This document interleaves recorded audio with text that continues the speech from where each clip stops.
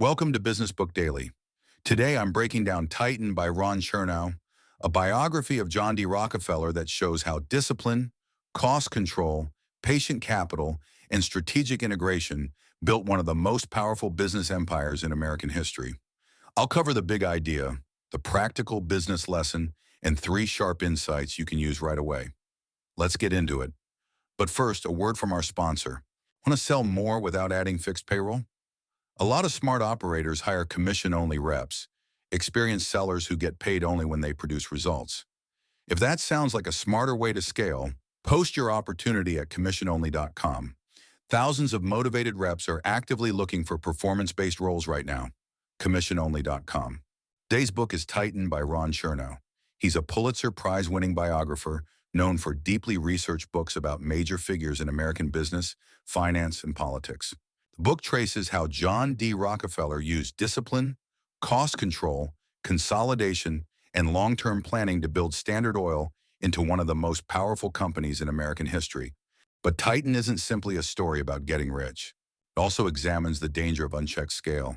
Rockefeller's methods created enormous wealth and major operating advantages, but they also led to criticism over monopoly power, secrecy, harsh competitive tactics, and the influence one company could hold over an entire industry.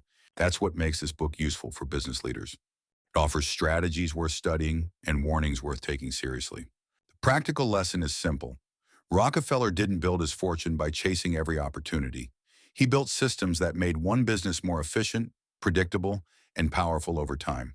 He studied costs closely, reinvested profits, reduced waste, negotiated from strength, standardized operations, and sought more control over transportation, storage, distribution, and other parts of the oil business.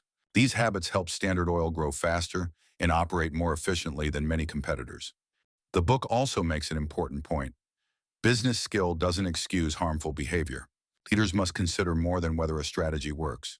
They also have to ask whether it's lawful, fair, sustainable, and respectful of customers, employees, competitors, and public trust. One of the clearest lessons is that cost control creates strategic freedom. Rockefeller paid close attention to small expenses because he understood that lower costs created more options.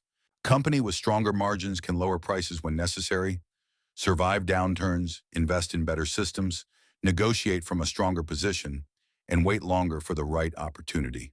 Cost control isn't only about cutting spending. It's about creating flexibility. A company with weak margins may be forced to accept bad terms, keep poor-fit customers, delay important investments, or borrow at the wrong time. A company with stronger margins has more room to choose. That's why small costs matter. Minor waste repeated across hundreds or thousands of transactions can become a major problem. A small improvement repeated at scale can become a major advantage. Another important idea is vertical integration. Standard Oil expanded beyond refining into transportation, storage, pipelines, and distribution. By controlling more of the supply chain, the company reduced its dependence on outside businesses. That gave it more control over costs, timing, quality, and access to customers. This can be a powerful strategy. If a company depends too heavily on one supplier, shipping company, software platform, or distribution partner, that dependence creates risk. Bringing a critical activity inside the business can improve control. But vertical integration also creates complexity. Owning more parts of the supply chain means managing more employees, assets, systems, risks, and regulations. It can also create too much market power. The lesson isn't that every company should own everything. The lesson is to understand where dependence creates real risk and where greater control would produce enough value to justify the burden. Another major lesson is that standardization makes scale possible. Rockefeller pushed for consistent processes, reliable quality, careful accounting, and repeatable operations. That meant the company didn't have to rebuild the business from scratch in every location. It could repeat what worked. This matters because growth often exposes weak systems. A small company can survive on memory, personal relationships, and heroic effort. A larger company can't. As the business grows, unclear handoffs become missed deadlines. Weak record-keeping becomes financial confusion. Inconsistent quality becomes customer distrust. Standardization reduces those problems. It creates clear ways to handle onboarding, purchasing, billing, customer support, quality checks, and project handoffs. Standardization has limits. Not every task should be reduced to a strict script. Customer relationships, negotiations, creative work, and unusual problems may require judgment. Good systems create consistency without preventing sensible decisions. The book also shows how patience can outperform excitement. Rockefeller was careful with money. He reinvested profits, built reserves, and often planned years ahead. He didn't treat every new trend as an emergency. He focused on building financial strength and waiting for opportunities where the company had an advantage. That's a useful lesson in a business culture that often rewards speed, visibility, and constant expansion. Not every opportunity deserves immediate action. Some markets offer revenue but weak margins. Some customers create more cost than value. Some acquisitions add complexity without improving the company. Some new services pull attention away from the strongest part of the business. Patience gives leaders time to understand the economics before making a commitment. It also gives the company enough financial strength to act when the right opportunity appears. The book's strongest warning is that power without limits creates backlash. Standard Oil's dominance led to public anger, government action, and an antitrust breakup. Scale can produce efficiency, can lower costs, improve distribution, and fund innovation. But when a company uses its power to weaken competition, restrict access, hide important information, or remove meaningful choice, the risk changes. The company may face legal action, political resistance, reputational damage, or a loss of public trust. That's why ethics and competition can't be treated as side issues. They're strategic issues. Companies' conduct affects whether it will be allowed to keep operating the same way. So how do you apply these lessons? Start by understanding your true costs. Don't look only at revenue and total profit. Break down what it costs to acquire a customer, deliver the product, manage inventory, correct mistakes, process returns, provide support, and maintain each service.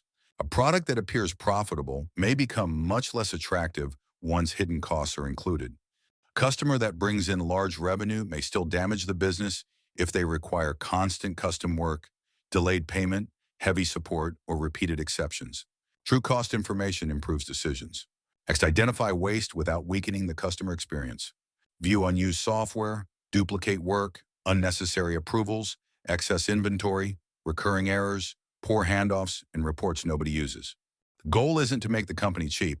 It's to remove spending and effort that don't improve customers, employees, compliance, quality, or growth. Build reliable financial reporting.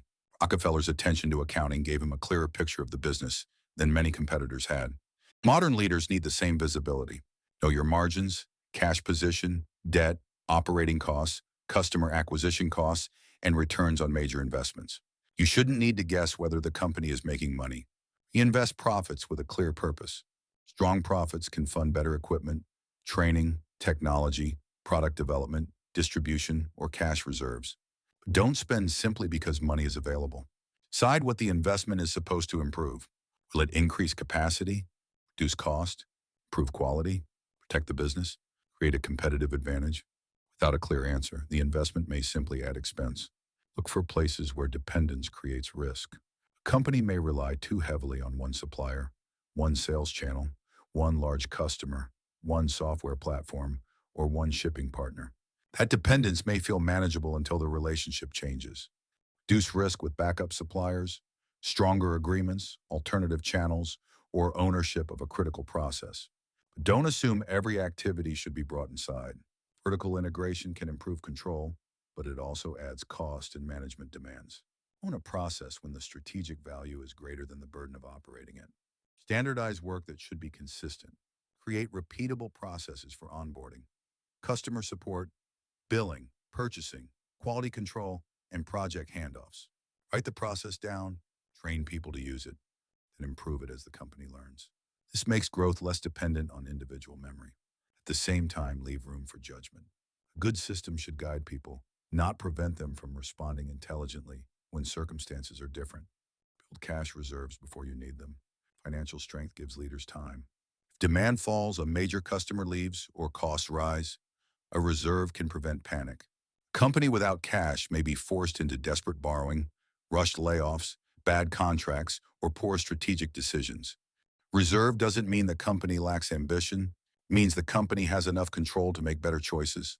Choose growth carefully, or revenue isn't always better. Revenue with weak margins, difficult customers, or heavy operating demands may make the company bigger without making it stronger. Before entering a market, adding a service, or buying another company, study the full cost. Ask what new capabilities will be required, what risks will increase, and whether the growth strengthens the core business. Negotiate from preparation, not intimidation. Know the economics of the deal, understand what the other side needs, identify where both parties can benefit. Rockefeller's harder tactics may have produced advantages, but modern leaders should avoid pressure built on secrecy, unfair leverage, or removing meaningful choice. Strong negotiation creates value without creating unnecessary enemies. Watch the company's concentration of power. A business that controls too much of a market may attract legal action and public resistance. Leaders should understand competition law and seek legal advice before making agreements or acquisitions that could limit market access. Don't wait until regulators or customers raise the issue. Make ethics part of strategy. Don't separate the question, is this profitable, from is this fair, lawful, and sustainable? Decision can produce short-term revenue while damaging employee trust, customer loyalty, reputation, or the company's ability to operate later. Good strategy considers the full cost. Encourage disagreement at the top. Powerful leaders can become isolated from criticism, especially when the company is successful. Employees may stop challenging them. Advisors may soften bad news. Senior teams may begin protecting the leader's confidence instead of protecting the business. Give executives, board members, and advisors permission to question assumptions and raise risks early. Prepare for scrutiny. The larger and more influential the company becomes, the more closely its actions will be examined. Keep accurate records. Explain major decisions clearly. Assume that private conduct may eventually become public. Build a reputation before a crisis. Philanthropy and public communication can't erase harmful business behavior. Trust grows when customers, employees, partners, and communities see consistent responsibility in how the company operates. Plan for succession. Business shouldn't depend entirely on one founder's judgment, relationships, or authority. Develop leaders. Document decision processes. Strengthen governance. Build systems that can survive a change at the top. Finally, study both the achievements and the costs of successful leaders. Rockefeller's discipline, patience, accounting, and operating skill offer valuable lessons. His concentration of power and controversial competitive methods offer equally valuable warnings. The smartest readers learn from both. Now, here are 3 insights worth sharing. First, cost control isn't only about saving money. Strong margins give a company more freedom to invest, survive downturns, lower prices, and negotiate from strength. Second, scale becomes durable when the business can repeat quality, track costs, and reduce dependence on fragile partners. Growth without systems only creates larger problems. Third, business success should be judged by more than what a company can achieve. The harder question is whether its power is being used lawfully, fairly, and sustainably. Today's closing sponsor is memoirghostwriting.com. Many of the best business books start as ideas leaders have been refining for years. Memoirghostwriting.com works with founders, executives, and industry experts to turn those ideas into polished business books that build authority, attract leads, and open doors. They handle everything from interviews to writing to editing to publishing. If there's a book in your head that should already be helping your business, learn more at memoirghostwriting.com. That's it for today. See you next time.